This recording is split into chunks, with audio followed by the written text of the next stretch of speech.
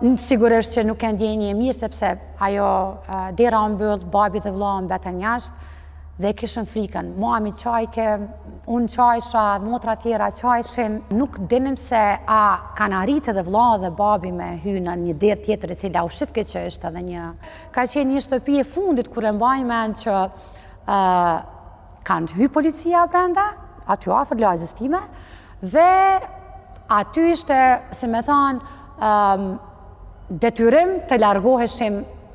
vërtet. Dhe e kujtoj që sërish ishte një kolon shumë e gjatë e njerëzve, në të cilën edhe aty nuk dinim se çfarë po ndodh, ose ku do të shpihen ajo kolon. Në të njëjtën kohë, babi tha se po më duket që dëgjova që do të shkojmë te stacioni i trenit. Edhe aty nuk është se dije sigur se cili është destinimi, megjithatë edhe ne u bashkangjitëm si të gjithë të tjerët. E kujtoj që tek rruga tek qafa, te restorani dhe rada nëjse, s'pedim jemrin, aty e mbaj mend që, sepse vllai kishte flokët e gjata. Ne motrat ishim, pothuaj se kishim kujdes ma të shtuar ndaj vllaut, sepse ishte ajo bindja që po i ndajnë meshkujt nga kolona, dhe ne kishim frikën se kemi të vetmin vlla, hajde të harrujmë tash vllaun me mamin edhe me babin, sepse e shikonin dhe në atë kohë nëse e mbani dhe ju mend, i konsiderojshin që janë më problematik ta që kanë flokët më të gjata dhe kishën frikën se po e ndajnë nga ajo kolon.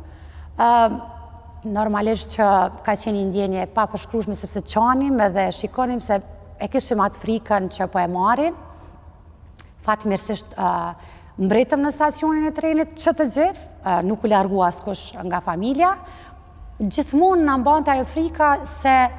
po ndahet dikush nga familja dhe nuk do të mund ta gjeni më, sepse ishin shumë të panjohura. Unë kam qenë vetëm 14 vjeçare dhe ta them të drejtën ende e kam në edhe gjatë këtij rrëfimi e kam të freskët rrugën, kolonën, njerëz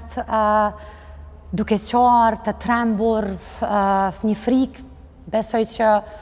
nuk shpjegohet dot ndoshta me fjalë. Megjithatë, kemi arritur në stacionin e trenit, e kujtoj që një tren u mbush shumë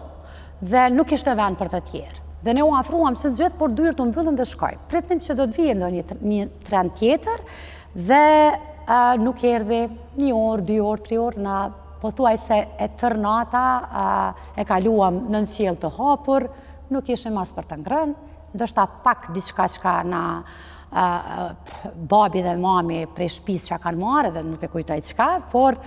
disi ja dolëm atë natë, në mëngjes, në orën 6 të mëngjesit, 26 prill, erdhi një tren dhe aty sërish babi, duke pas parasysh që shumë fëmijë, donte të siguronte që gjithë ne motrat edhe mamit jemi në tren, ndërsa këta dy rishin si mbrapa në mënyrë që ne të hymë edhe të jemi të sigurt mbrana në tren. Por unë insistoja të mos hy, domethënë hyn mami me motrat e tjera, ndërsa unë, babi dhe vllau mbeta jashtë, një derë mbyllet trenit, ndërsa babi insistante të më foste përmes dritares, e cila e kujtoj që dritarja ka qenë shumë e vogël, nuk ka qenë si kjo dritarja, dritarja shumë e vogël, kam qenë ma e dopt, ma e vogël sigurisht, e mbaj mend që më kanë mbajtur edhe babi edhe vllau me 2 duar lartë, nuk ka mundur të hy me krah, por e kujtoj edhe me një bërtim babi se donte të sigurante që edhe unë të hy sa ma shpejt, tha ktheju si anash. Dhe ajo anash e di që e kam laku krahun, edhe kam hy, dikush më ka marrë mbrenda aty. Sigurisht që nuk e ndjenjë e mirë, sepse ajo dera o mbyll, babi dhe vllau mbeten jashtë, dhe kishën frikën. Mami qajke, unë qajsha, motra tjera qajshin. Dhe e kujtoj që treni, si me thanë, unë nis dhe nuk dinim se a kanë arritë edhe vllau dhe babi me hy në një derë tjetër e cila u shifke që është edhe një vagon tjetër. Derë tjetër e vagonit të njëjtë, me të cilën babi sigurisht që e dinte ku ishim ne të vendosur, dhe kur i kemi pa babin edhe vllaun, atëherë na ndalën lotët edhe u gëzum shumë, jo pse ku, nuk e dinin ku po shkonin, po u gëzuam që ishim sërish gjithë bashkë, mami, motrat, edhe nuk ka qenë as pak të lehtë sepse kur je një numër i madh në familje, 7 motra, 1 vëlla, mi menaxhu ka qenë jashtëzakonisht e vështirë edhe kjo është me admiru babin sepse ka ditë me menaxhu jashtëzakonisht shumë, na ishim të humbur, e ndëgjonim çka do që na orientonte se ka të shkojmë, na mbante pak atë qetësinë,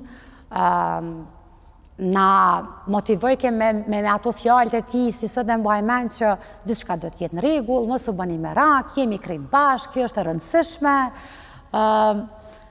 E kujtoj që treni është ndalë në disa, ka qenë një rrugtim i gjatë, për është ndalë disa herë, nuk e di pse. Dhe çdo ndalje e trenit